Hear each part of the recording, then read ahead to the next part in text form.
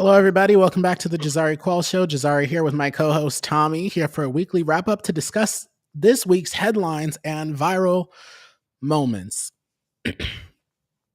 This week has felt like a century. I feel Yeah, like each week gets longer and longer and longer. I feel kind of like the opposite as I get older. Really? Yeah, yeah, no kidding. I mean, it just feels like time got back to normal after the election for me. I know. How? So, what's that? How? Uh, I, well, because I was just hanging on like election coverage like every minute of the day and Hmm. seeing what's going on, and I was on Twitter more, just refreshing constantly and stuff. And then to me, in my mind, like the election was definitive enough this time that it would just, all right, time to pull back, unplug a little bit, just focus on things that really matter in my life. And it just feels like, yeah, I see a few headlines about, Trump's appointments or something like that. But, for the most part, I've kind of been unplugged. So, yeah, Well, I haven't been. yeah.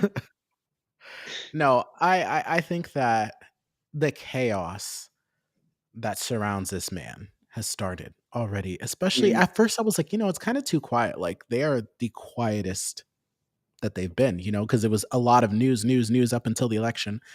Then it went quiet for a couple of days, and then we went right back into it. I mean, Mhm. I think his nominees for the different secretary positions that he wants to fill, Mhm. and uh all the chaos that surrounds those people have been dominating the news cycles. So it's like always seeing something now. I don't know. Yeah. I'm also just chronically online. I have nothing else to do.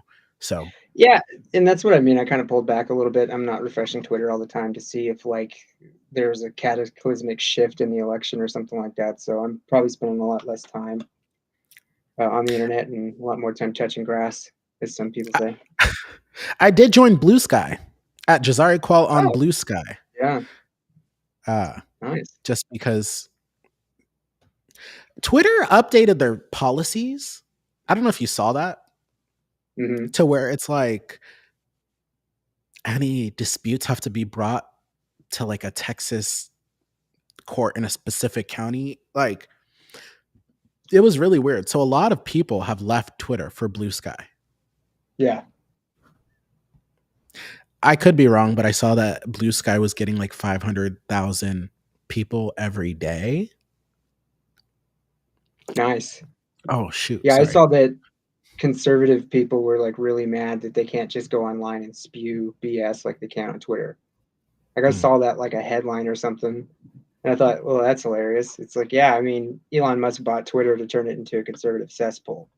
And like it basically was like a propaganda machine for Trump, you know? Yeah. I just remember like it was just night and day. Just like just kept on getting like so much conservative content, like all of a sudden, and just all the time conservative content. Isn't it wild that the first platform that banned him was the one that helped him win the election? Yeah. Yeah. I mean, it was under new leadership, of course, but yeah, oof. Like you said before we got on, it feels like America is not a real place. Oh, you heard me say that? Yeah, yeah. No, sometimes it just seems like wow. So So, one thing I really did want to talk about was the DEI, dismantled DEI bill that just passed the oversight, passed out of the, just was, let me back up. So, one of the things I wanted to talk about was how the dismantled DEI Act was voted out of the House Oversight Committee. Not mhm. easily. I mean, it was like a party line vote. However, there was a lot of heat and pushback, specifically from the representatives of color, like Jasmine Crockett, who was on there. Mhm. And they talked a lot about feeling oppressed. The Republicans, the Republican men in that committee. So this was her reaction. I want to play this for you. And I have a lot of other things to say. And I was pretty hot earlier when I was looking at this. Um, and typed up and printed out some notes of historical facts and things that I wanted to discuss. But let me play this clip and we'll come back to this. You consistently said over and over the word oppression, and every time that you said it, it was almost as if I was hearing nails on a chalkboard, because it seems like you don't understand the definition of oppression, and I'd ask you to just refer to Google to help you out. Oppression is the prolonged, cruel, or unjust treatment or control. That is the definition of oppression. And so as I sit here as a Black woman who practiced civil rights, let me tell you, the reason that my colleagues wanted to make sure you understood the same Black history that your side of the aisle wants to delete out of classrooms is because you can then misuse words like oppression. There has been no oppression for the white man in this country. You tell me which white men were dragged out of their homes. You tell me which one of them got dragged all the way across an ocean and told that you are going to go and work. We are going to steal your wives. We are going to rape your wives. That didn't happen. That is oppression. We didn't ask to be here. We're not the same migrants that y'all constantly come up against. We didn't run away from home. We were stolen. So yeah, we are going to sit here and be offended when you want to sit here and act like, and don't let it escape you that it is white men on this side of the aisle telling us, people of color on this side of the aisle, that y'all are the ones being oppressed, that y'all are the ones that are being harmed. That's not the definition of oppression. You tell me the prolonged, cruel, or unjust treatment that you've had, and we can have a conversation. You consistently. So a congressperson, Representative Jasmine Crockett. Yeah. She's great. I mean, she's great. So a white congressperson was saying that they've been oppressed with like DEI initiatives, that sort of thing. Yeah, that's what they were essentially saying. Mm-hmm. Yeah, I mean, it's like, yeah, sometimes, I mean, I grew up in the South. I grew up in Texas. I guess Texas is a southern state, but it's not really considered the South. It's a whole thing, right? But I grew up with bad history. You know, I grew up thinking that the Civil War was about the War of Northern Aggression. And I grew up being taught the Civil War was about, you know, states' rights, but they didn't really go into states' rights to do what. They just made it seem like it was this ambiguous, broad states' right issue, but it's just like it was states' rights to own slaves, right? Yeah, that was a huge thing. That was a huge controversy that Nikki Haley had, because she was like, when somebody asked her at one of those events that she had, they were like, can you tell us what the Civil War was about? And she was like, oh, it was about how government was going to run, you know, states' rights and XYZ. And they were like, it's wild to me that you're going to answer that without saying the word slavery. And she's like, what do you want me to say about slavery? Do you remember that? Yeah. I mean, she just doesn't want to, she doesn't want to defend, she doesn't want to offend people who were taught that the Civil War was the war of northern aggression, and it was like all that stuff about the South rise again. Like, I grew up in trailer parks where I saw the American flag being flown by the Confederate flag, and I thought nothing of it. I didn't know. And I totally believed that like a Confederate flag was about heritage more than like an oppressive state. And so, I mean, it's like it took me leaving Texas, getting a little bit of education in the Nebraska high school system, and then eventually getting to college to like realize like how much I was taught wrong. Right. And then even today, like people are still saying, well, it wasn't about slavery. It wasn't about slavery. It's about states' rights and freedom and all this other stuff. And it's just like, well, I mean, we have like the vice president of the Confederate, he gave something called the Cornerstone speech.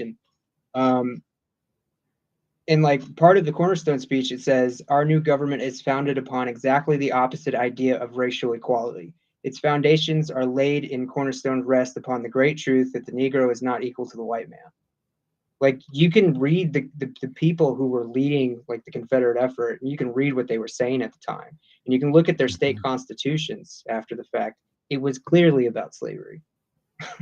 So I Yeah. mean, of course, like I had to go through this like culture shock and realize that like basically my public school system fed me a bunch of BS, you know. And so like the person she's talking to, either this person is ignorant like I was and like believed all this other stuff in their education and upbringing, or they just know that they're just playing to a base that believes things that way. You know what I'm saying? And the thing is to use kind of that rhetoric saying that we're feeling oppressed. I saw a quote. It was like, if somebody has privilege their entire life and when things have to be equal, they feel like they are being oppressed because they're losing absolute Yeah. privilege. But I would have went a step further. I'm just like, okay, you want to sit over there and say that you are being oppressed and, go through the spiel that she did and also say you have the audacity to say that in a building constructed by enslaved people. Yeah. I mean, like the US Capitol was built by slaves. The Capitol was built by slaves. I The found White out some House too, yeah. interesting things. Yeah, the White House too. Enslaved individuals were involved in physically demanding tasks, quarrying stone, hauling building materials, and laying bricks, working alongside free laborers and skilled craftsmen under harsh conditions. The federal government rented enslaved laborers from local slave owners, compensating the owners rather than the individuals performing the work. So they labored and they quarried and transported sandstone from the Aquia Creek in Virginia. They were also involved in carpentry, blacksmithing, and other specialized trades. The Mhm. contributions of enslaved people building the Capitol went pretty much overlooked or minimized for Mhm. so long until Congress recognized it in the year 2000, 24 years ago. Literally Mhm. 24 years ago. I was 6 years old. No, not Jeez. even. I was 5. I was 5 years old when Congress acknowledged the history and the work that enslaved people did to building the Capitol. And it wasn't until 2012 that a marker was finally placed in the Capitol Visitor Center to honor their contributions. So Yeah, she I mean, says after that speech, you guys want to talk about history like it was so long ago. I'm the 50. She's like, I don't know how many white men have come here before me, but I know that I'm the 55th black woman to be ever elected to Congress. She is the 55th one. the only 55th black woman, She's the 55th black woman, yeah, to be elected to Congress. 275 years or something. Or are we at 250? Coming Yeah, we're up on coming up on 250. 250. Mm-hmm. Jeez, that sucks. But I mean, it's like you don't even have to. So, like I'm saying, I'm coming from that point of view where I was raised all my life believing that the Confederacy was like my culture and it was my history. And then when somebody came along to just um, just trash it, I thought, oh man, my culture is like being trashed. That makes me mad. Whatever they're saying, I'm not going to listen to, and I'm just going to be mad. Mm. And it's just like it took me all the way till college till I was studying. Like I got a history minor. It took me all the way to college to like actually read speeches of the Confederate leaders. The Cornerstone speech being one. Like that was the Cornerstone speech was given by Alexander H. Stephens, and there was another powerful one quote in his Cornerstone speeches: "The Negro is not equal to the white man. That slavery, subordination to the superior race, is his natural and normal condition." So it's like all of these people who say it was states' rights and it's culture and heritage and all this other stuff, and it's like, go look at your heritage. Go look what the Vice President of the Confederate States was saying. Go look what Jefferson Davis, the President of the Confederate States, and it's just like they've just been taught this. They've been taught it's their history and their culture, and when they get, from their point of view, when they're getting shamed about it, which is not Mm-hmm. shaming, you're just teaching history and you're trying to correct their poor education, my poor education, they just feel like they're under attack. And it's like, no, we're trying to teach actual history. We're trying to make you acknowledge actual history, I like that and you it call it just, actual history because I it wasn't until like a couple of years ago that somebody said we need to stop calling it Black history in America. We need to start calling it American history because this yeah, happened. oh It, yeah, it, it like saying, "Oh, it's Black history," almost puts it like that's separate from American history in some kind of way. And hmm, they're like, "No, this is how this nation came to be." sure, sure. But also, I feel like Black history has been suppressed. So it's like sometimes you do need to give it a certain a certain emphasis. But I mean, it is history. I mean, just go read what the people in the South were saying at the time when they seceded. They weren't just saying states' rights; they were saying states' rights to own slaves. So I mean, yeah, either this congressperson is believes the whole Great Southern Lie, or they It was know more it's a than one, I lie. believe. Okay, either they actually believe the Great Southern Lie. I'm sure it comes from a place of like cultural identity and stuff, or they know enough to know that they're playing to a certain base, the feelings of a certain base. I mean, that's just, to me, that's kind of like the only possibilities. But I don't know. It's coming from that perspective, yeah. So this whole I do want to play one more clip, and this is from Representative Ayanna Pressley. Mm-hmm.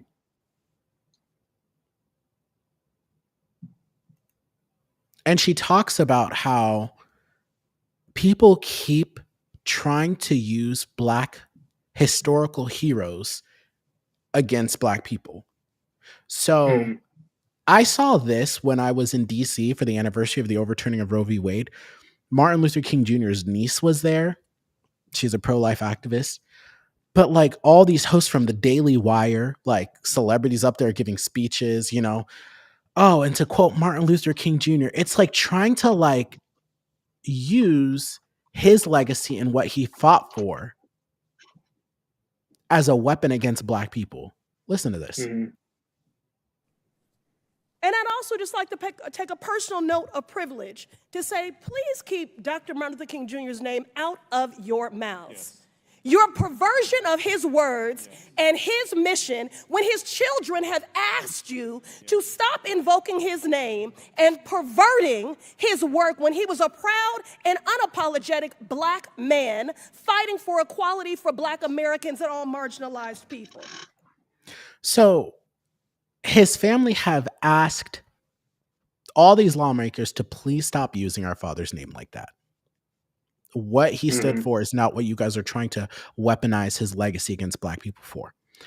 But this is just a bigger trend of the attack on American history, Black history, things that try to bridge the inequality gap in this country between people of color and white people.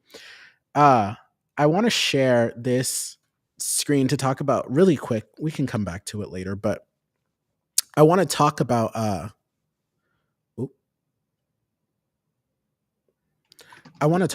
the legislative plan that the GOP has.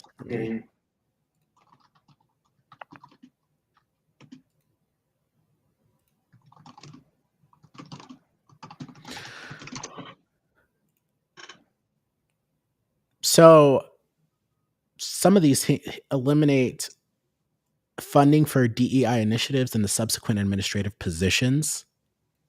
And this is the future of Nebraska is in children's education. This is that segment of it. So it says education should help prepare our children for the rights and responsibilities of citizenship. We have a responsibility to empower Nebraska families with quality education options that nurture our children's God-given talents and strengths in our community. Eliminating funding for DEI initiatives and subsequent administrative positions. Eliminate equity initiatives and pursue opportunity on meritocracy policies. Eliminate critical race theory and gender ideology from school curriculum. So I don't know why people keep conflating critical race theory with gender ideology. Critical race theory is academic framework that examines how systemic racism is embedded in laws, policies, and societal structures. Somewhere along the line, people started saying that this has to do with gender ideology. Yeah. It's just another way to weaponize and demonize with something. And it's just like these hot button issues, these buzzwords, I guess, would be the best thing. So really quick, the importance of, I don't know if these people just think that there are classes and courses called CRT and K through 12 education. A second. Oh, got a tickle in my throat.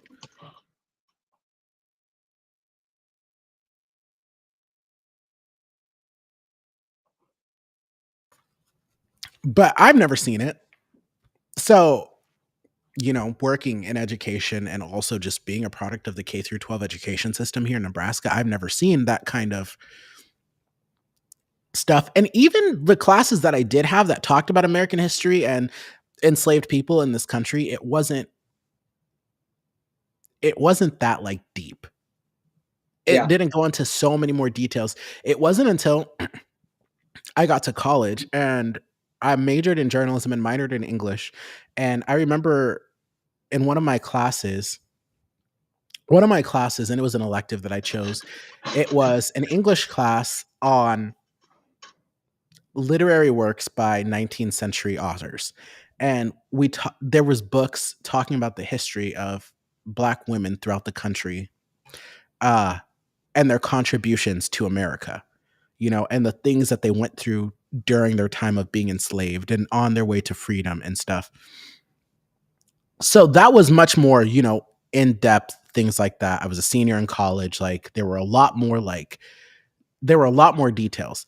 But critical race theory, when we talk about things that are embedded in laws and policies that were initial to building this nation, are still alive and well today. Housing discrimination and redlining is still a huge issue that people have never recovered from. Places like North Omaha and Omaha still have not recovered or are still feeling the impacts of redlining. Educational inequalities, right? Schools in predominantly Black neighborhoods often receive less funding. Criminal justice disparities, you guys know all about that. Media representation. Black people were historically depicted in ways that perpetuated stereotypes and being locked out of media spaces too. It wasn't until 2020 when all those protests kicked off, you could literally turn on every network that when they didn't have a Black person on whatever panel before, they all started having one. Like they immediately started putting Black people in spaces of visibility. And also the biggest one, the intergenerational wealth gap. So practices like redlining, exclusion from Social Security, and limited access to higher education prevented wealth accumulation, barring people of color out of owning homes. That created a huge inequality wealth gap. And I sent you that video the other day. I sent Tommy in a group chat a video talking about the wealth gap and how it's becoming unsustainable for this country to move forward when you have the top 1% owning 60% of the nation's wealth. Anyway, I'll let you jump in. Yeah, I mean, I think that just in general, the left, or I guess liberals and progressives, they have to like come to terms with the fact that conservatives are really good at marketing. A conservative on this topic, conservatives have people believing that we're teaching CRT in public schools, like high schools and middle schools and stuff. Conservatives have people believing that we're giving them books on race and critical race theory. Unfortunately, critical race theory is like a scarier name than what it actually is, and I feel like that's also kind of fodder for them. But it's like they're really good at reframing things to make them sound like, this is what the world is. Like we're teaching CRT in childhood classrooms and stuff, and gender ideology. We're not teaching these things. These aren't things part of a curriculum. Plus, like, it's pretty interesting that the NGGOP is making it sound like that's what's going on here. And it's like we have a conservative governor, we have a conservative legislature. None of this is actually happening here in Nebraska. But I do have to give credit where it's due. The people who are in charge of the NEOGOP right now, like they're more forward and honest about what they want. So I got to give them credit there, because they don't try to do the dog whistling that the former conservative leadership, like the traditionals, like they don't just try to say whisper quietly through a bunch of like vague speech. Like Yeah. these people are just way out. Just they'll let you know, and they're running on a policy. When these policies are just like, well, at least I know where they stand, and they're not trying to like hide behind. And that was the argument with Trump. People are like, well, at least with him, you know what you're getting, because people try to make the argument that they didn't know the vice president at all. Yeah. But I mean, it's just, we have to come to terms that the far right and pretty conservatives, media like they're very good at packaging a message that is not grounded in reality, you know? Mhm. And they leave out a lot of context and all this stuff. It's like, we're not teaching DEI in schools. We're not teaching gender ideology in public schools. We're not teaching critical race theory in public schools. But I'm willing to bet a lot of people, for listening to conservatives or conservative media, think that we are, you know? Hmm. Yeah, I'm trying to see if the Democratic Party has anything like this to show people what they're trying to achieve. Mhm. And there's not one. They have a tab called legislature, but Their platform is somewhere. And when I was involved with them, I was like, y'all need to make this platform a lot smaller because nobody's going to read this. It was several dozen pages. I don't know. yeah, but so DEI diversity is for the D equity, right? Hmm. One of these things here that says, and the unconstitutional federal Department of Education. The Department of Education steps in and helps with things that the state might not be able to afford, making sure that all schools are accessible for kids Hmm. with disabilities or students who might use wheelchairs, making sure that they have Yeah. access to quality and fair education as any other child would. You know, if the Yeah. federal Department of Education goes away, can the state supplement that? Can the state make sure that all of that is still going to be maintained? No, none of You us might have live in a said state this. that does that. You might have said this already, but like, the federal Department of Education funds all special education. Like, Yeah. they fund 100%. And it's like, well, I don't think that we're going to see a lot of, we're going to see inequality shoot up for people who need special education. So it's like, but it's like we were saying the other day. What's the point of all this? Well, they just want to have education so deregulated that they can just basically teach conservative ideology and Christian nationalism. That's just what they want. I mean, that's the end all be alls. They want to be able to teach kids whatever they want, and whatever they want to teach kids is pretty much conservative ideology. Mhm. But But some of this they'll too, read it's it. like, can the legislature pass this kind of stuff? Or would this have to be Oh, deferred to like the state department board of education? I want to be sensitive because I try to.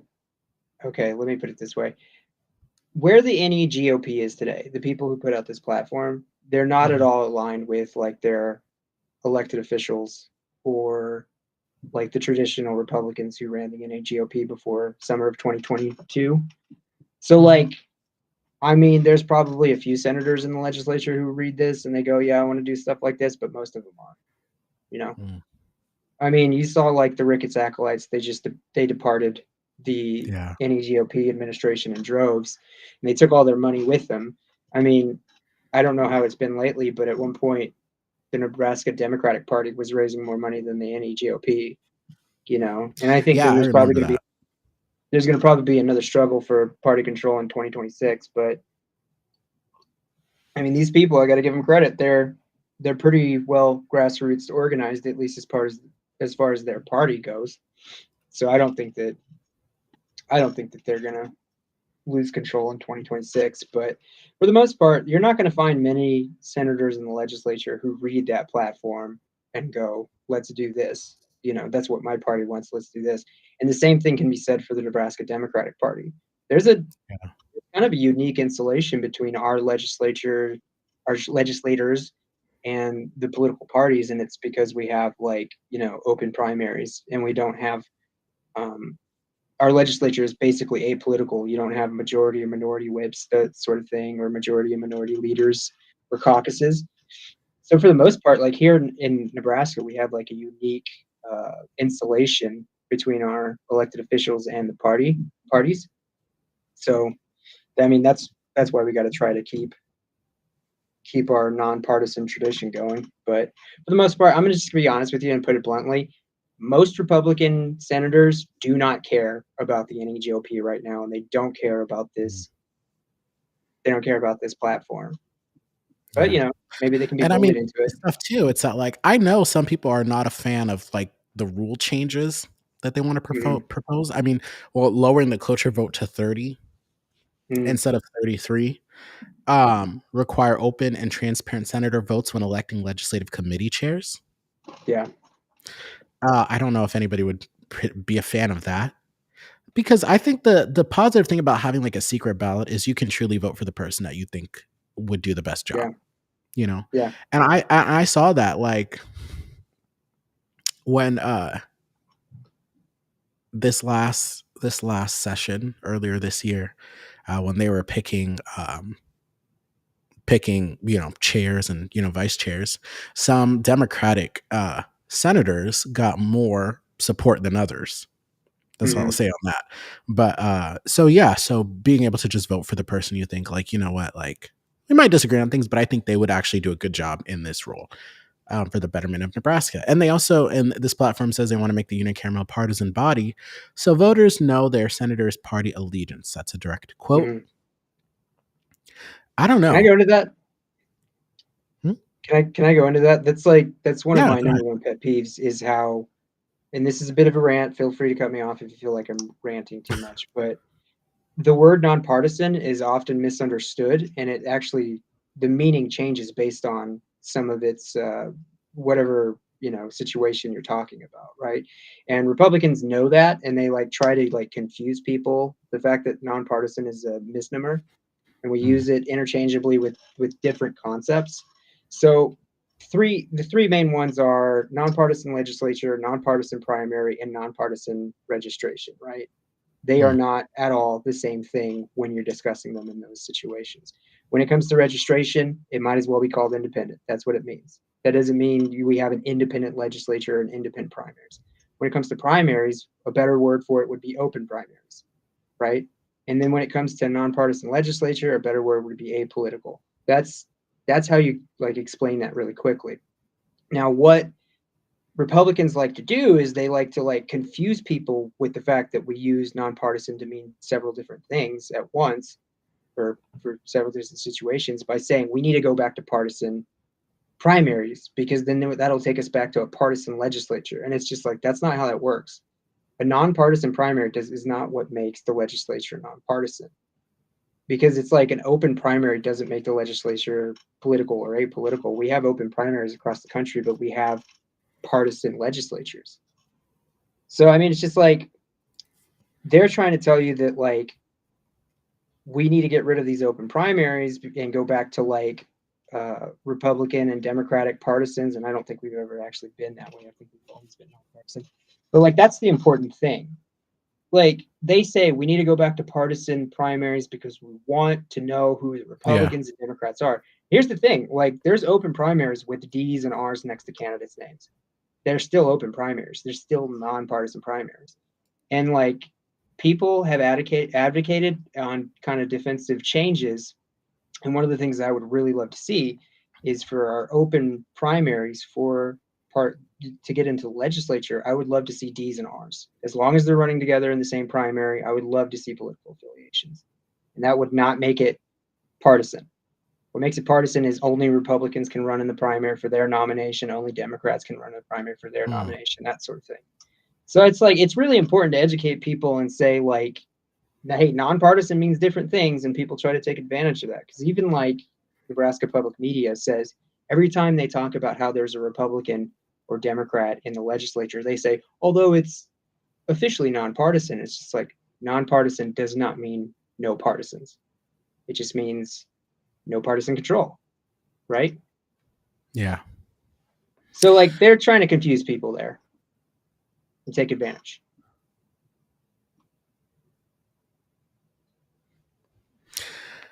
Yeah, I think it's going to be interesting just to see how overall this legislative session goes. Mm-hmm.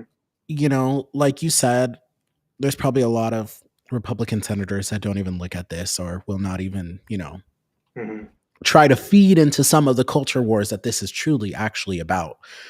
I know some who are just not a fan of inflammatory rhetoric, don't really want to get Mhm. caught up in all this kind of stuff. It's not what they originally came to the legislature for. But I am Yeah. interested to see, we do have new senators that are coming in. So it's going to be cool to get to know those people and see kind of what they're about and what they stand for, and yeah, see how this legislative session goes. But what I think is going to make it even more chaotic is the incoming Trump administration. How is that going to run? Like Yeah. the things that high profile elected officials in Congress that are going to be going viral, we're going to see like copycats of those moments throughout the legislatures around the country, not just Nebraska, but throughout the whole country. So we'll see. Yeah, one of the things that the Trump administration proved is that culture war, particularly like as it relates to like transgender issues, that is very successful for electoral success. They just proved that. There was like an ad there at the end that was just unfortunately, it was like a near perfect ad. Kamala is for they, them, not you. 30 seconds of almost perfection. Like, I'm not kidding. The first time I saw it, I was like, oh my God, that is a really good political ad. Of course, it leads out the context and it takes advantage of people missing the context and stuff. But I think that Trump has shown Republicans and conservatives and ultra conservatives that works. And I anticipate there being bathroom bills and like kids in education, or kids in like transgender people in sports, in high school sports. They're going to make a big deal about that. Since Nebraska created like their transgender policy in 2015, they've only ever had 10 athletes sign up to, say I'm transgender and I'm going to participate in the school or in the sport that aligns with my gender identity. 10 in 9 years. So is it that big of a deal? No. I mean, we have 57,000 children living in poverty here in Nebraska. You're going to make a big deal about possibly 1 to 2 trans athletes out there? We can't even find them, by the way. We don't actually even know of a trans athlete right now in Nebraska. But I mean, that's going to be their bread and butter if they want to go for a culture war, I think, for this session. I'm just hoping that they'll just kind of try to have a quiet session, but who knows? It's going to be long. This is a long session. They're going to have to pass a budget. We'll see. We will. See we wow. See we shall. There was but before we move on, there was Albrecht. Albrecht was beaten by a far right Republican, and she was actually quite Joni Albright? Yeah, if I'm not mistaken, I gotta look that up. She lost. I believe so, but let me make sure. She was actually pretty nice to me when I would go there. I mean, a lot of these politicians are not true believers. They don't drink the Kool-Aid. But some do. Let's see. Right. I just want to make sure.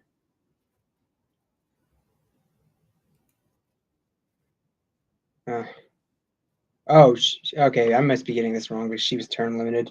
I don't know what I was thinking of, but. I was okay. Yeah, because I remember her. I was giving like a farewell speech, like when the senators have to give one. I remember her, so I was kind of confused. I was like, "Oh, what?" But I see. There was a guy named Mike Albright, and I was just seeing the Albright. Okay, yeah, that makes sense. I wonder if they're related. Gotcha. Yeah, I thought that was interesting. I was like, "Oh no, Albright lost." But yeah, District 17. Anyways, small tangent there. So I do want to talk about this because I can't wrap my head around it. Like the Latino for Trump movement. I saw this video and I've been meaning to talk about it on stream, but I do want us to just kind of like watch this and just react to this.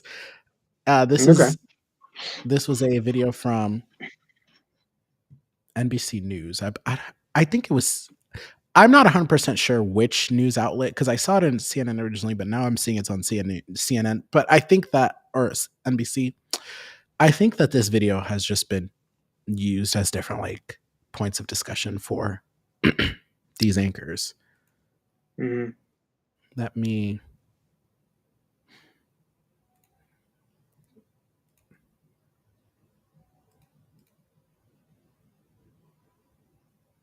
Share the screen. A sharp swing among Latino voters toward Mr. Trump was critical to the now president-elect's win.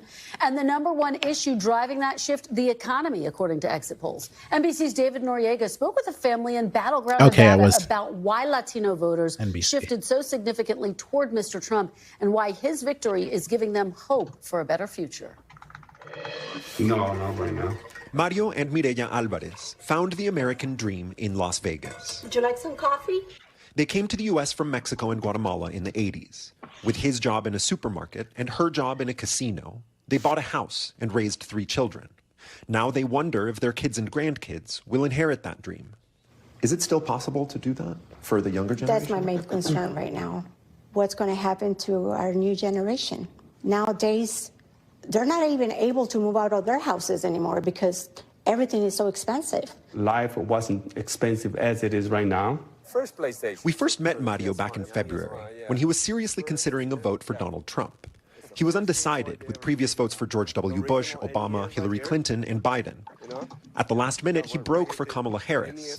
But today, he's not upset about the results. I'm kind of like more happy than upset. Why? Because Donald Trump is going to help the country with the economy. The whole household is happy. Mireya and their 29-year-old son, Mario Jr., did vote for Trump. Initially, I will say I did not agree with him.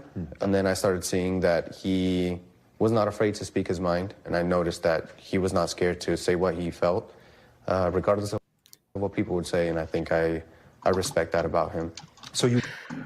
I don't know. I don't know. liked his kind of brashness, his personality. Yeah, I would say yes. They're not alone. Across the country, Donald Trump made huge inroads with Latino voters. According to NBC exit polls, 55% of Latino men nationwide voted for Trump, a 19-point jump from 2020. Among Latina women like Mireya, an 8-point gain. And while Vice President Harris won a slight majority of the Latino vote overall, Trump increased his support 14 points from the last election.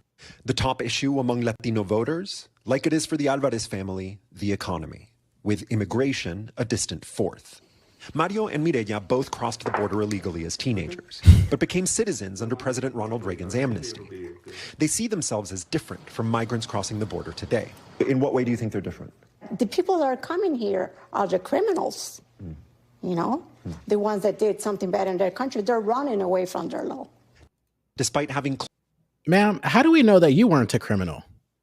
How do we know that you guys weren't running away from something when you crossed illegally? Oh, did they cross illegally? Is that what they said? Yeah, they crossed got amnesty from illegally. Reagan? Yeah, they got amnesty from Reagan, but they crossed illegally when they were teenagers. Mm. Well, So I when think you it's... Go, I was no, go going to ahead. say, so when we see these videos of migrants crossing over, women and children, right? And you're going to paint them with a broad brush that these people are just these are criminals running away from something. How do we know you weren't? Because if you were walking with those people in that same video and being demonized in this entire group, when you hear most people talking about people coming here to quote poison the blood of the country, they're military aged men. He was a 19-year-old. That's military age. Mhm.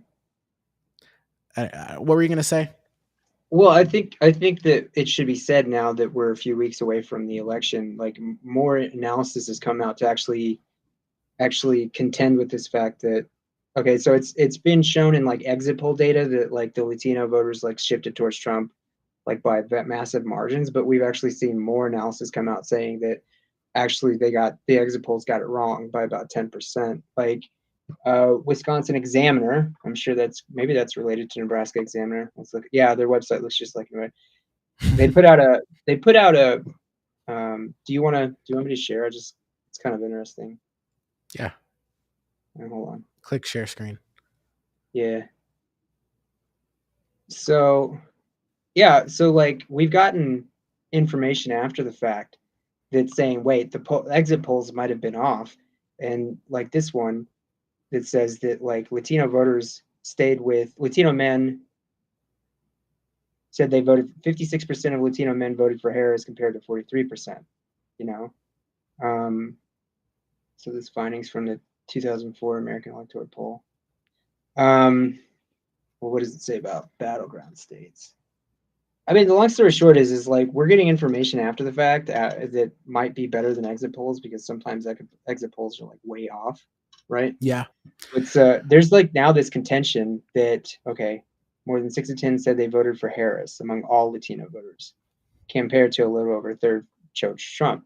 So now there's like information that is like contending with this belief that we came to understand from exit polls that Latino voters broke for Trump by wide margins because it's looking like that's not a for sure thing. So, I mean, it's one of those things like numbers get revised after we go after the fact, but if it's more than 6, I think they said it was 62% for Harris in this study, and Biden got 66%. So a 4% drop is still pretty significant, but it's not 10%. Yeah. But I mean, I think people kind of took their feelings and then they kind of came up with, you know, an explanation as to why they voted. And it's both sides there. Like, yeah, people tend to believe these days that the economy is bad, but by the traditional numbers, they're not. But if you know, of course, you know how I feel about the traditional numbers. But this idea that the Latino voters just swung heavily for Trump is kind of a point of contention now.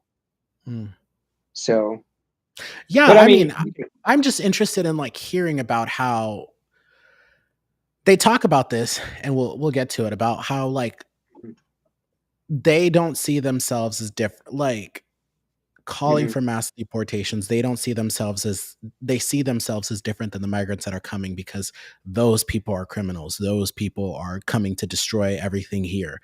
But it's like you don't know these people's story. Yeah.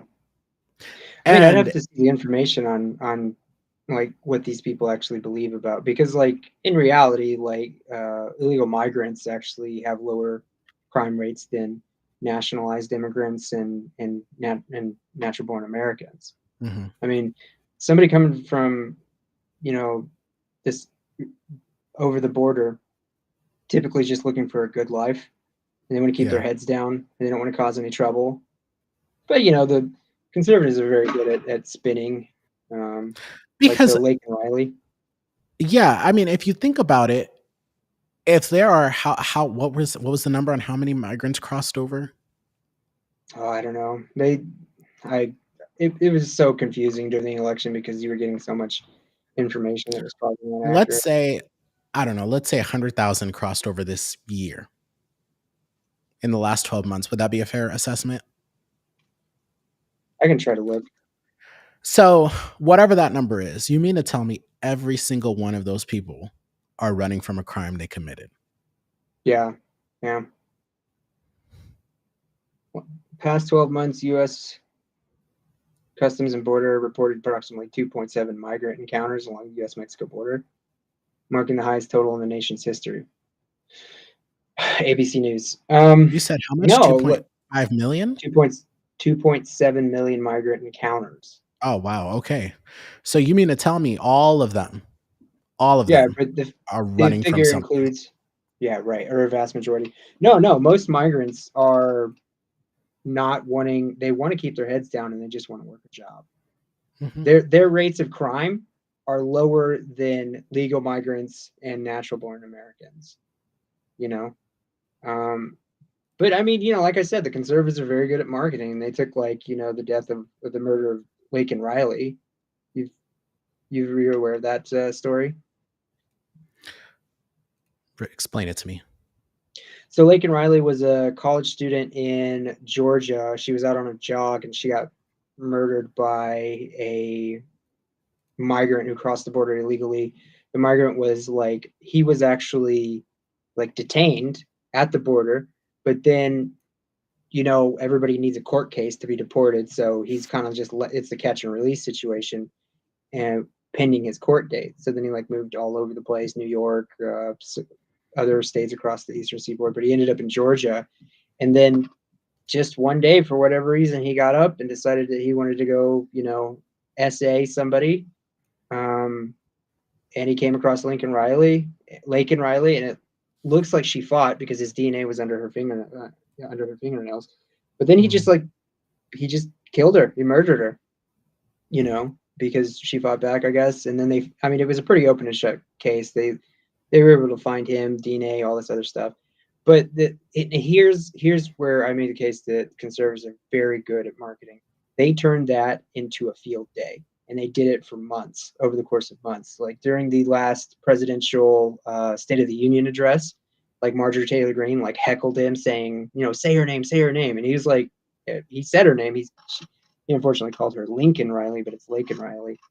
But they were able to take that story and just weaponize it.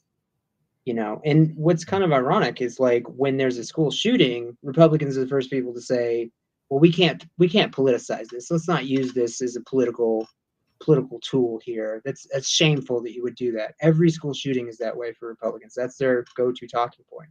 But then this girl, her story, very tragic story, is used to say, well, there's so many criminals coming across the border, and they're violent and they're murderous thugs and all this other stuff. So look at the actual numbers.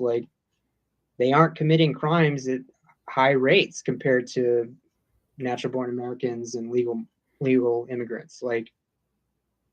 Yeah. But it's a much like we were saying the other day, it's really important to be able to tell people's individual stories, because people are moved by that more. People are going to be moved more by the Laken Riley story than telling them, no, look at the statistics, because that's what liberals do a lot, is they try to talk as if they're talking to other liberals, and it's just dude, statistics are great. I like to look at statistics. I like to look at what the truth and objective facts are, but at the end of the day, you got to know that most people are going to be moved by powerful stories. Yeah. So let me play the rest of this. Okay. Close family members who are undocumented. Migrant invasion. They don't believe they'll end up in Trump's crosshairs. When you hear Trump promise mass deportations, do you worry about them? Yes and no, because the ones that I know, they're doing good.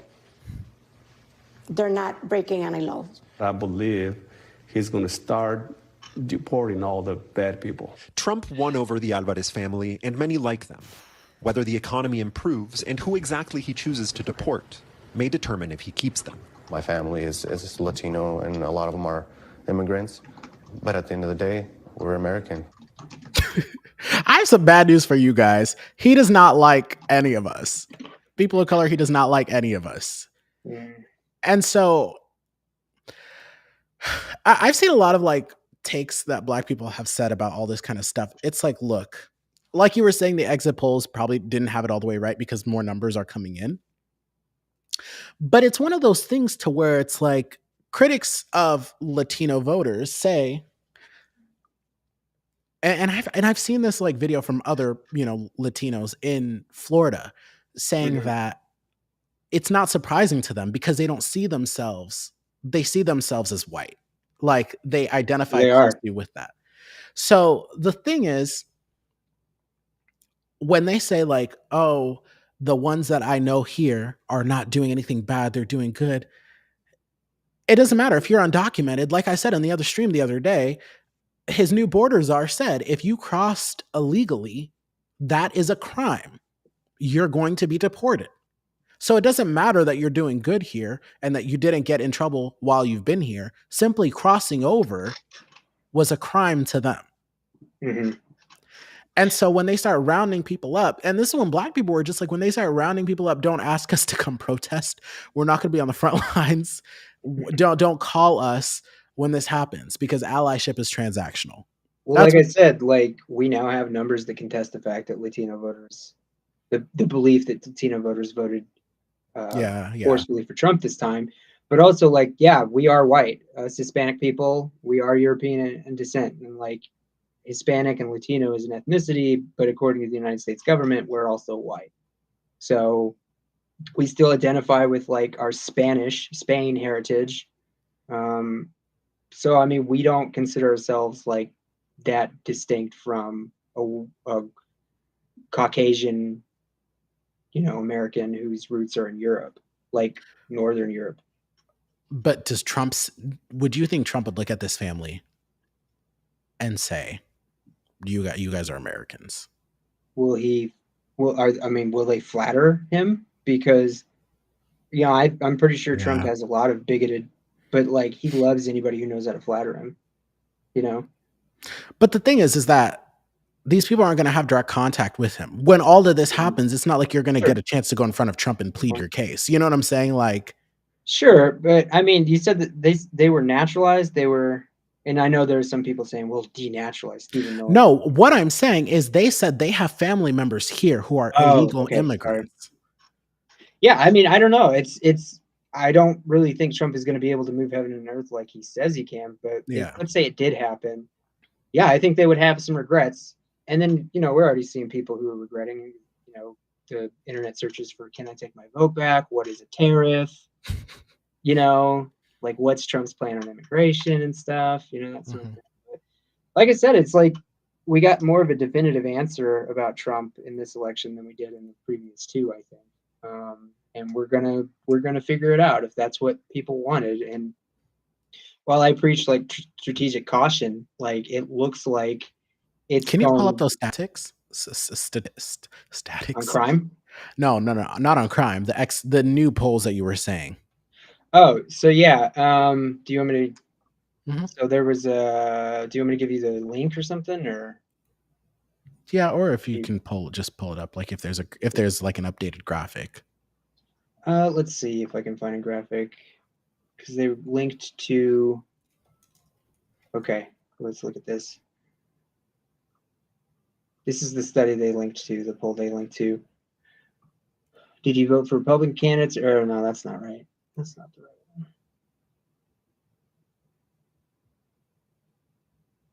Okay, so these people said findings came a week. Harris, so I don't know. Oh, wait, there was something. In the election for president, did you vote for Democratic candidate Harris or Republican? Latinos say 63 to 35. Okay. But look, I mean, of course it is.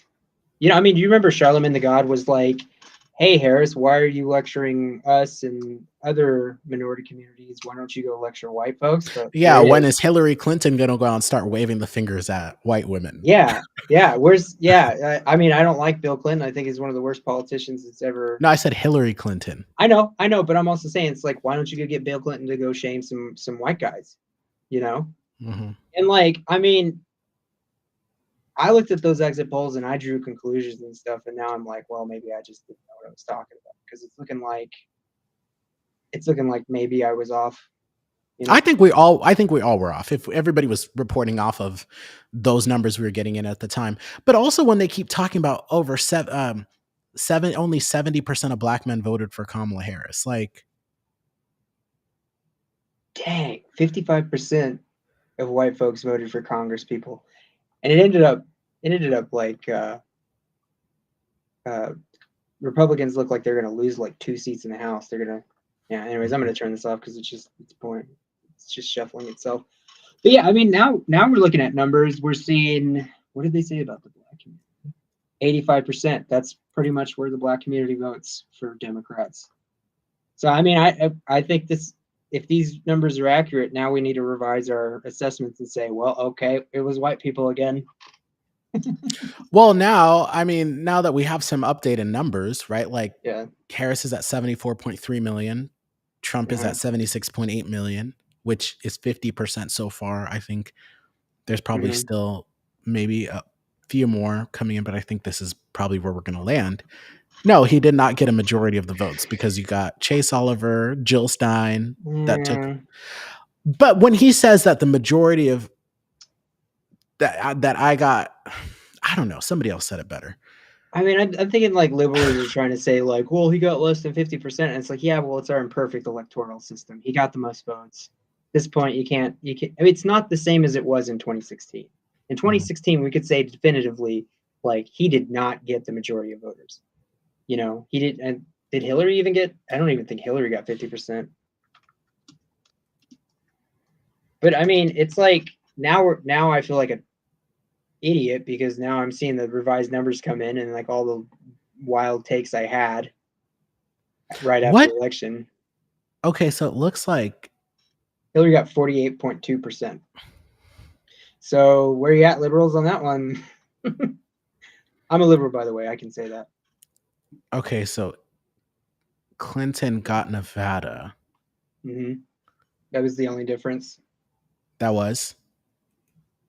But other than that, like, Well, no, there's something different because I know Harris got 226 and electoral votes. Clinton got 227. So I'm trying to figure out the difference because they both There got was also faithless seven faithless voters or electors, 5 for the Democrats. So I think in the end she would have had 233, which is about close. Yeah. But Trump so, did end yeah. up with more electoral votes. Yeah. 2 Republican electors voted for somebody else. Somebody told me What? that they have been the saddest group of winners. Republicans? Yeah, because people are still trying to like rail against Harris, like still making memes, still doing those kind of stuff, and I'm just like, it's over. Shoes on the other foot now. It's gonna be a little bit easier to being a Democrat at talking head now. I've already seen them pull back, like they're conservative people. Do you know what I'm saying? It's like, Yeah. what more do you want from this woman? She lost. She's gonna go and live her. And there was that picture of her playing or a game with her nieces or whatever. Mhm. And there was, I don't know if this part was photoshopped. I didn't see in the original one, but there was like a glass of wine, like kind of like to the left of her. People are like, she's drinking in front of kids, and I'm just like, how many of you guys have probably got plastered in front of your children? I mean, my dad gave me my first shot of whiskey when I was 13. Okay. Look, we don't got to go into all of that, but all I'm saying It was just is, one. I didn't drink again until I was like, I don't know, 19. It's just, leave the woman alone. Well, I mean, did I go into this on the show where we talked about like how Biden's internals from before he dropped out leaked, and then we were looking at what we were looking at as far as electoral maps? It's just like she saved us. She saved us. She saved a bunch of down ballots too. Like, believe it or not, Democrats did pretty well as far as the Senate races went, and they're going to net 2 seats in the House. Like, Democrats won 4 of the 6 competitive races. And if it was Harris or if it was Biden who stayed in at the top of the ticket, we're going to lose those. We're walking away with 43 Senate seats if we're lucky. And then like you're talking about Senate races like Maryland that might start getting competitive, New Mexico, you're talking like I remember doing the math and saying, well, like if Biden had been in it, it would have been possible for Republicans to possibly get 60 seats in the Senate. It was a near possibility. The takeaway now shouldn't be that Harris failed and she didn't do this and she didn't do that. It's just like she saved us. She saved us, and you guys should be thankful because she basically had her federal career completely burned. Yeah. So I don't know. It's my take. She's gonna, like I said, she's gonna go live her rich life in California. Good for her, man. Probably Enjoy go. If she's gonna write a book. I know she's going to write a book, and that book, I'm calling it now. It's gonna be titled MVP. Oh, come on, that's too. It feels like it's too like too much hubris for her. I think she would come up with something that sounds a little more humble. I get it, Madam Vice President, but it also it's like I'm the most valuable player. So what? You said It's her career. true. You think her career is done? So it's like, what's like? Yeah, she turned it around for us, but it's just like it's not seen as modesty, I guess, and not to mention she's on a higher difficulty setting when it comes to people's reactions. Either that, or she's going to just go into higher ed. I could see her becoming a law professor at an Ivy League. You know who Lori Lightfoot is? Mm-hmm. One of the worst Democratic politicians ever. She's teaching at higher ed now. She's like one of the Ivy Leagues. Do they actually teach? I don't know. Because it could be a thing why where they took her. Yeah. Huh? I don't know why they took her. She was an awful politician. I'm sure. I mean, it's just the name, right? So like Harris, I'm sure she's probably getting offers already. Yeah. She's Yeah, probably for getting sure. offers on what to do. Like everybody in the Biden-Harris administration is probably already like securing jobs or finalizing things and deals. Mm-hmm. But, for sure, lecture walk in, 3 times a week, lecture, gonna have grad assistants do everything else, all the Did you grading see, and did you see like the latest criticism of Harris that's going on right now? Well, I don't know if it's going on anymore, but so right now, Senate Democrats are trying to get as many Biden judges approved before. yeah, yes, And so they're trying to be really strategic about it. And then there was this she's on vacation in Hawaii, or at least she was, right, last week. And they were saying, well, if there's a tie, she's not here to break it. And it's just like, it's like, leave her alone. yeah, She should stay in Hawaii just to spite people, yeah. Live Like, your best life. Soak up the sun. Have a good she's still got time. she's still got Relax. a job to do. Unfortunately, her last job will be to certify the election as the presiding officer during the Senate. But I'm sure the conservatives will not take a nice victory lap over that. But she's a professional. She'll chin up. She'll get the job done. She won't complain. And it's just like, does anybody give them credit for that? I don't. But yeah, anyways. Oh my gosh. What's This that? is Mar-a-Lago. I just saw this post on X. Gosh.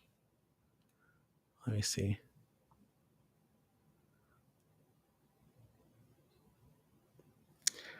Let me go to the shared tab screen.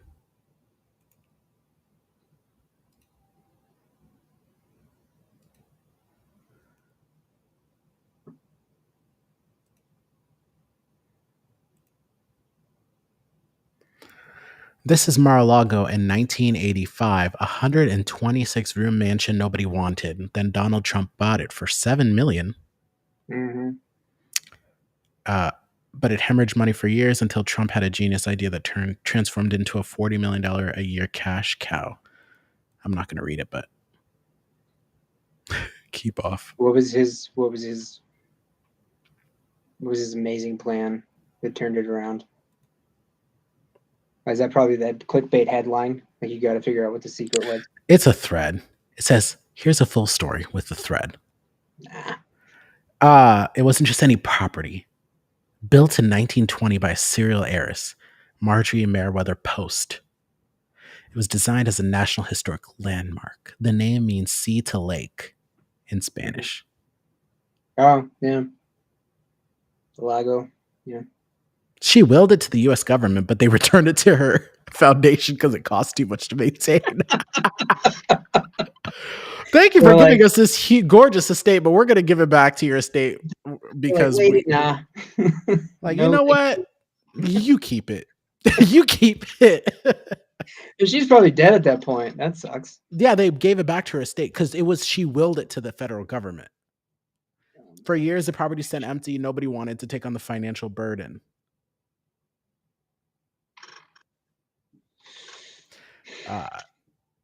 His initial bid for Mar-a-Lago was denied. So he strategically bought land between Mar-a-Lago and the ocean for $2 million, causing competing interests to decline. Oh, he was probably like, you cut off. So he nabbed it for just $7 million, and then realized why others stayed away. Nice.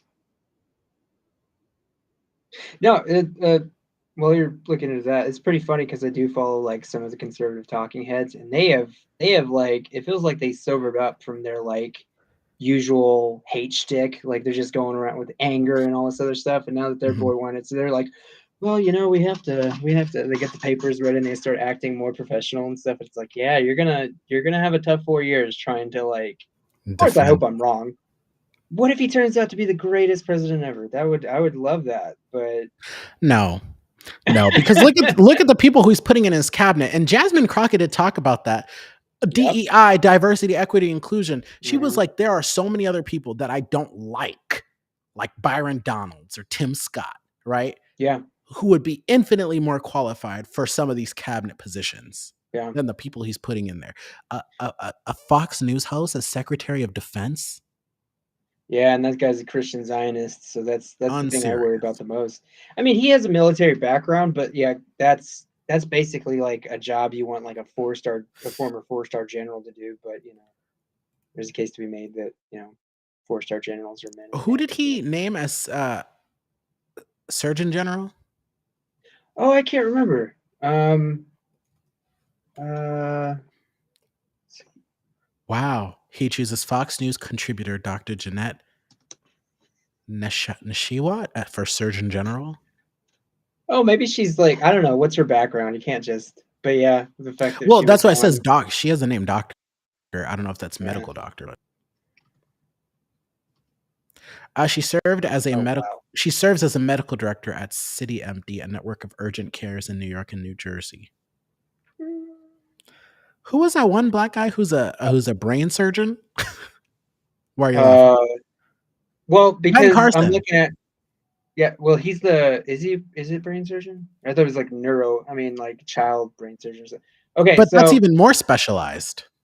did you ever watch Breaking Bad? I'll get to the point quickly on this. You ever watch Breaking Bad?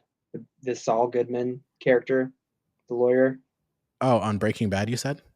Yeah, Saul Goodman's like a sleazy attorney, and he got his degree from like law school in the Caribbean or something like that. And it's kind of a trope. It's like, oh, you couldn't go to like a real law school. She graduated from the American University of the Caribbean School of Medicine. And it's just like in the world of medicine, like that's considered like, it's like, oh, okay, they had to go to the Caribbean to get it. Like when people think that dentists aren't real doctors. They're not. No, I'm just kidding. I'm kidding. My dentist is amazing. Look at this. Yeah, I don't know, man. I mean, I didn't really hear a lot about the Surgeon General during Biden or Trump, so who knows? But what is CityMD? That doesn't even have a link.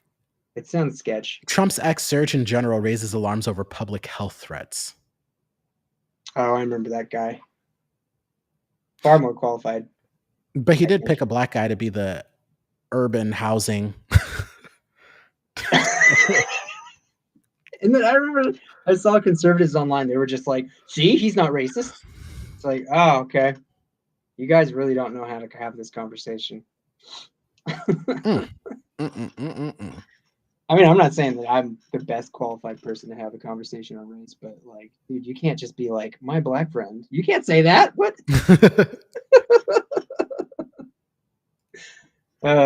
G Gal. I don't know. Oh, we did get a comment on this other video. Yeah. About, hold on.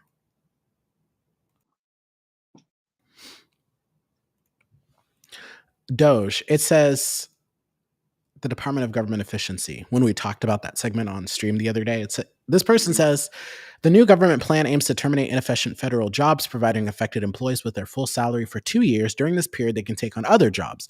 The goal is to encourage these employees to transition into more efficient roles within private companies. However, many non-technical roles in private companies are now performed by AI, making it difficult to secure well-paid non-technical jobs. It is advisable to take on low-skilled jobs, save the federal pay for 2 years, and invest in fixed income portfolios.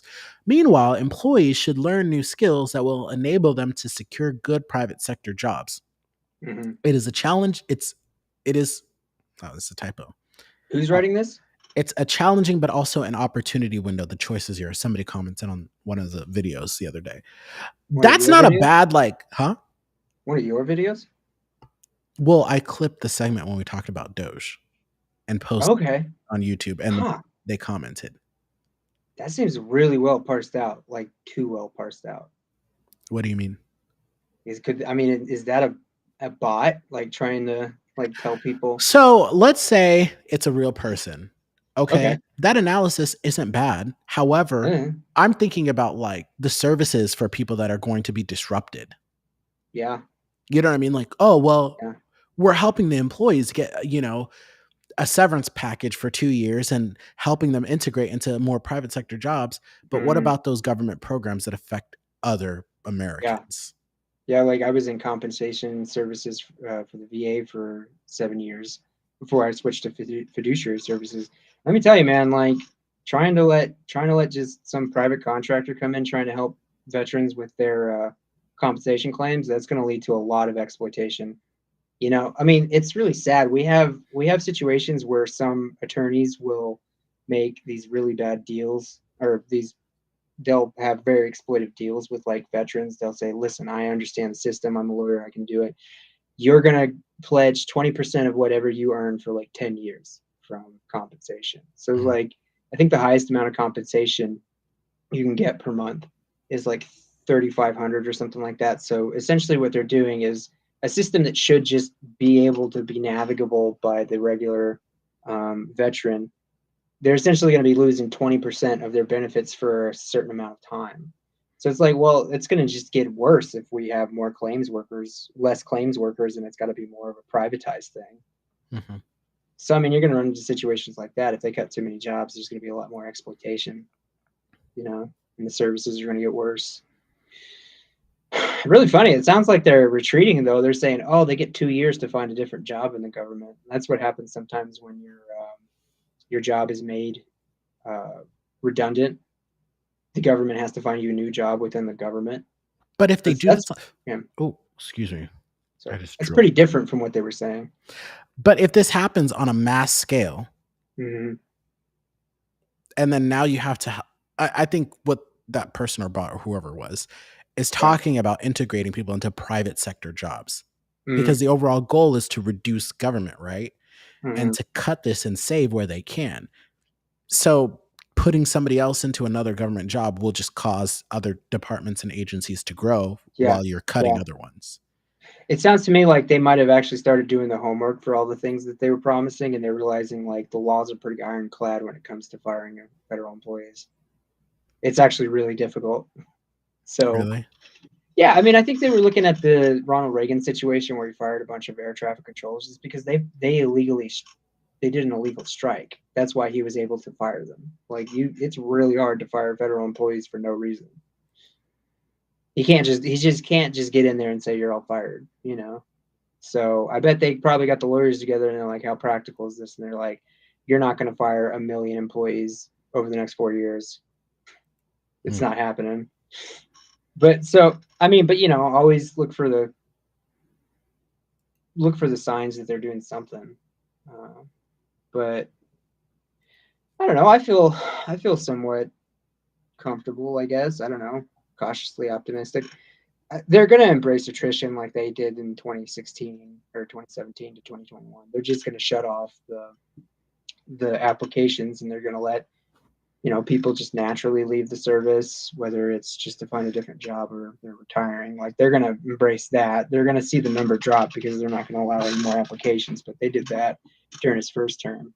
He's not going to be able to fire 1 million employees. That's a third of the government. It's just not happening. But hey, then again, like we could be popping up on a show in a year, and I could be telling you like, well, I got fired.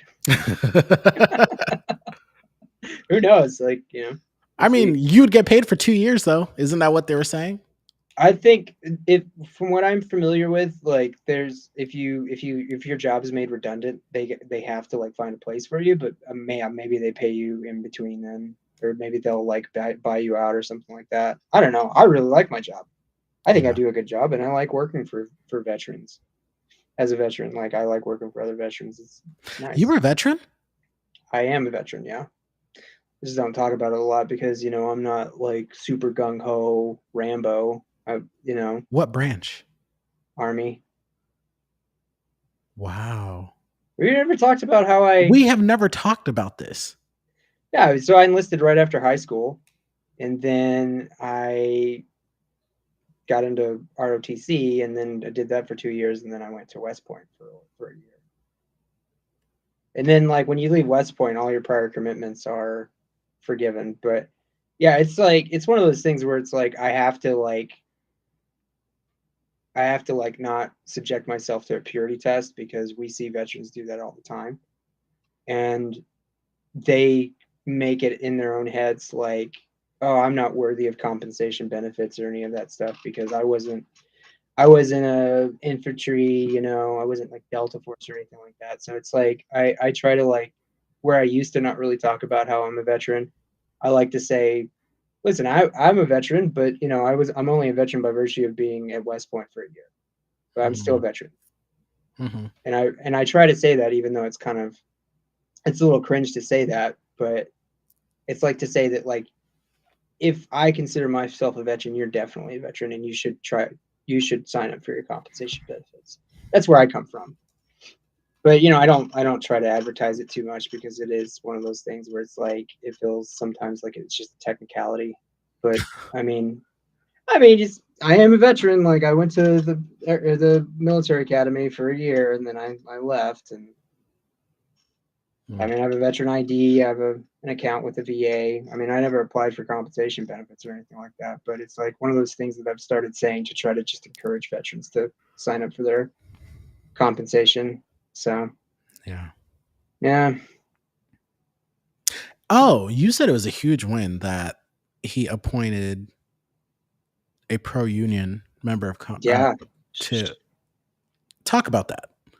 Well, she's like a legit pro-union Republican. Very rare breed, by the way. And I really think that that's a good indication that we might get better picks on the National Labor Relations Board, or National Labor Relations Board.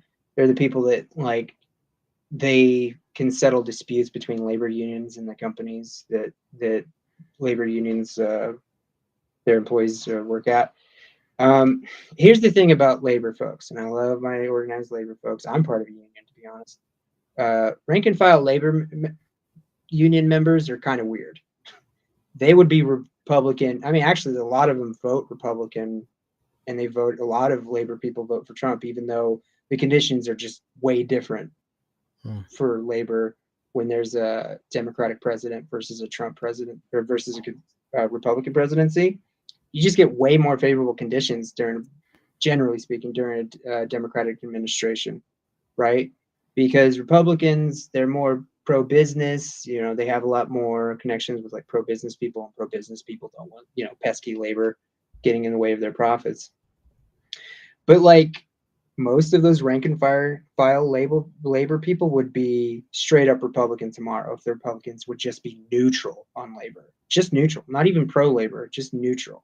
Because they tend to be conservative independents and even outright Republicans. But let me give you an idea. I have a friend who's a labor steward for the railroads here, and he said, we were in the middle of a labor contract negotiation with BNSF.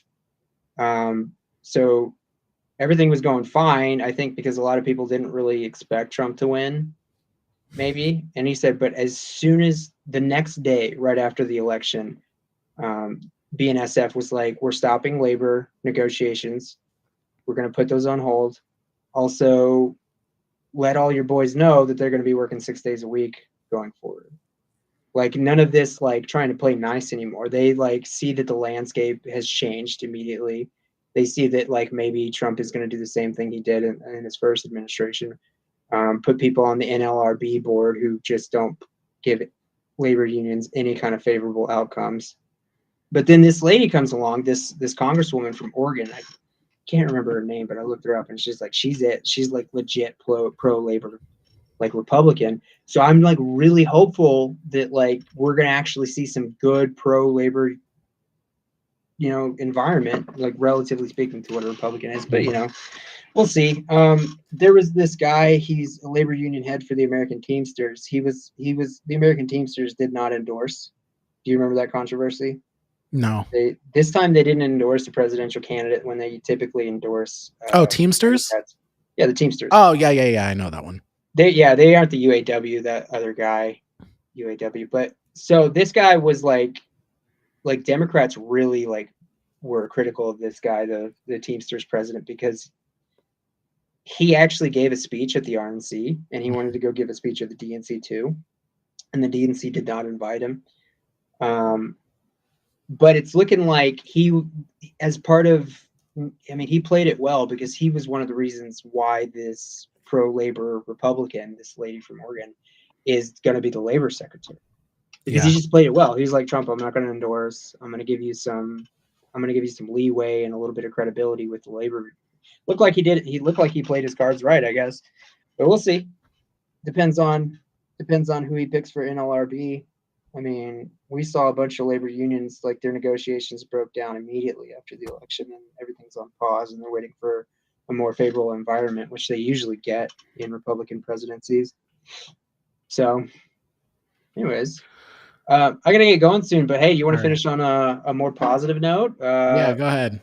Nebraska Cornhuskers, man, they're bowl bound. We don't really know where they're going, but the most likely bowl they're going to is the Music City Bowl in Nashville. So, Oh wow, yeah. maybe we'll go. Yeah, no, I think that we're gonna go. It's like it's been 7 seasons since Nebraska's been to a bowl game, so it's like you can't take that for granted, you know. So yeah, I think we might be going. We'll have a better idea of what the likely outcomes will be after next game on Friday. Oh yeah, Thanksgiving's coming up. Do you know it'd be super dope if we do go to Tennessee and Nashville and interview that state rep from there? Oh, dude, that would be pretty cool. But like, hey, do you want to do a remote podcast? Yeah, coming into town, we're pulling up. Yeah, so I'm really hopeful. Like my wife's maternal side of the family, they're big, huge K-State Wildcat fans, and like literally, like the closest D1 campus to Nebraska is K-State down in Manhattan, Kansas. But we never have any home and homes. We used to be rivals in the Big 12. But now I'm just really hopeful because K-State is 7-4, we're 6-5, and we could both end up 7-5. And there's a small possibility we might be playing K-State in the postseason. It would just be so wild between our families because it would just be like, y'all suck, we hate y'all, for like a week. It would be so fun. But I kind of forgot that Thanksgiving's coming up this week. So to all my liberal friends out there, hopefully you can survive your drunk uncles, your drunk Republican uncles. Hopefully we can survive those conversations that's coming up. I don't know. Have you ever been to a Husker game? You ever been to a football game? I've been to a Husker game twice, more so for the experience. Yeah. No, I get it. You're not into football? I'm not a huge football fan. Oh, well, some of us are born lucky. Sorry, I'm kidding. I'm not.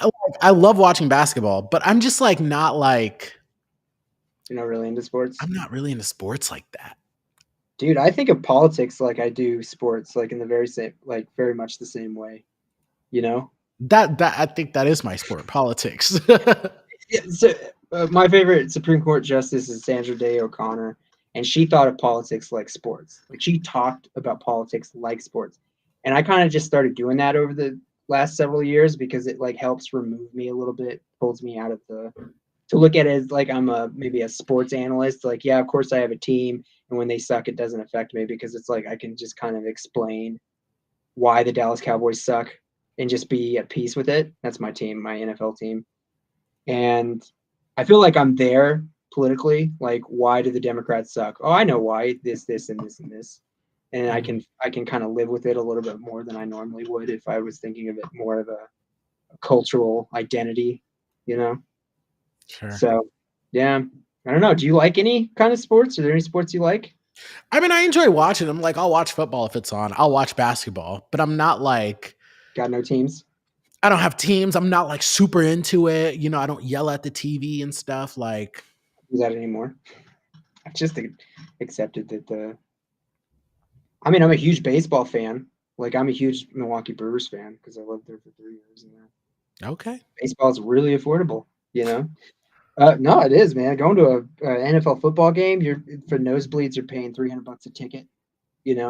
All the food, unless you're Atlanta Falcons fan, all the food is super expensive.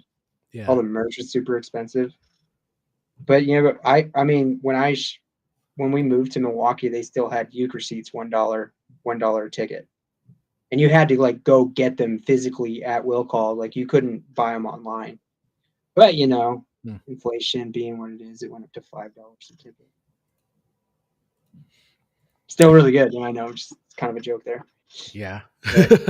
Biden economy. No. I'm kidding. Thanks, Biden. Thanks, Biden, Obama. Yeah, do you remember that? Thanks, Obama. God. Yeah. And it's just like, I've seen people who were so uninformed. They were like, what was Obama doing on 9/11? How could he let 9/11 happen? It's just like, it's not the right I'm sure that's an isolated case. I'm very very unique. No, like I uncommon, think but it is some common people. that people really just don't know, Hmm. you know? And again, Jasmine Crockett, I think it would be so dope to get her on the stream one day. I'm Dude, actually going to yeah. email her office and see what they say. I mean, I really hope liberals start taking new media seriously. Yeah. You know, we have to start occupying these spaces. And I think what she said on and she went on an interview on the Black Star Network with Roland Martin afterward and was talking about how we can't do this thing to where it's like she's like we're doing a bad job on messaging. We're doing a bad job telling people what. So Roland Martin, I knew that guy. He's the guy who wears an ascot. Sorry, go ahead. She's like we do a bad job of spreading the message Yeah. and letting people know, and Yeah. we got to do a better job of that. The title DEI, the right has done a really good job at taking that and making it sound spooky. And they're really good at turning things into boogeymen. You know, like, okay, listen, it was just a brain dead like marketing on the left's, but defund the police, right? It sounds like abolish the police. It sounds like take all the money away, but that's not what it is. It is a really bad name for what it is, and it was really easy to spin. But like what defund the police meant is, take some of the money that we put into policing and like let's put it into community services. It's a really bad name for what it is. And it was probably the easiest low-hanging fruit for the right, but they turned that into a nightmare for Democrats. DEI is, I mean, like on paper, it's a good idea. You want people who have historically felt bad in situations and settings that like you want to like address the things that make them feel unwelcome. Like everybody deserves dignity. I mean, that's it's America, life, liberty, and the pursuit of happiness, and the right to self-determination. And it's like people haven't always gotten that. A lot of people today don't get that. I mean, black folks, they couldn't even. I mean, there are people alive today who had to pay poll taxes in the South. You had to pay a tax to vote. There are people alive today, like black activists today, who were activists back in the civil rights era, and they were like, I had to pay to vote, which means even though I paid, that a lot of people couldn't, and a lot of people didn't, And that's the thing about talking about history like it's so far long ago. Yeah. There are people alive today that had to deal with that. That's kind of the essence of DEI is like, it's like we're these people who have historically been pushed out and made to feel unwelcome. We want to address that. But I mean, like conservatives are really good at spinning it, but also like corporate America really hijacked the idea of DEI and like really watered it down and made it more performative. And it's like you're not doing that movement any favors, that effort any favors when you just take it and turn it to this like box to check. Corporations did that a lot. And then of course, Republicans make these words that are actually quite complex and they make them look scary and stuff. Like, unfortunately, critical race theory, what it is and what it can just sound like on the surface, it's really easy to make something like critical race theory sound spooky and scary because critical race, theory, yeah, it's like, dude, don't scare the white folks over there. They're on edge, man. They're having to learn real history now. Like, wow. All right, let's call it. Thank you guys so much for tuning into this live stream. Tommy, as always, it's been a great pleasure. Yeah, thanks for having me. Is that your new mic? No, it's the mic that I've had, but I'm trying to embrace the whole, look. It's kind of it's a brand thing. I kind of just starting to accept it. Like the people that I watch, the podcasters I watch, like they can have lapel mics. They don't need big headphones like this, but that's kind of like the look. That's kind of a thing. It's a brand, and like I'm saying, liberals need to get good at marketing. So why not? Embrace the look. Yeah. All the hot takes. All right. Well, I'm gonna clip this later tonight, just the different segments or some of them. Yeah. But yeah, I know for sure I'll do the congressional committee hearing and also what we talked about the NEGOP. But yeah, Thank Just you keep guys so going, much man. for tuning in. We'll just keep on keeping on doing this thing during the second Trump years. Trump 2.0. Yeah. Trump 47 and 45. Yeah. That's such a weird like jump. Yeah, him and Grover Cleveland. Yeah, way to go. Were they only two? Yeah, there's only two presidents who had a Served gap. non-consecutive terms. Right. Wow. Grover Cleveland was a terrible person, so 2 for 2. All right, you guys. Peace out. Thank you so much for watching. Be sure to like, share, and subscribe. We'll see you guys in the next stream. Peace. Nice.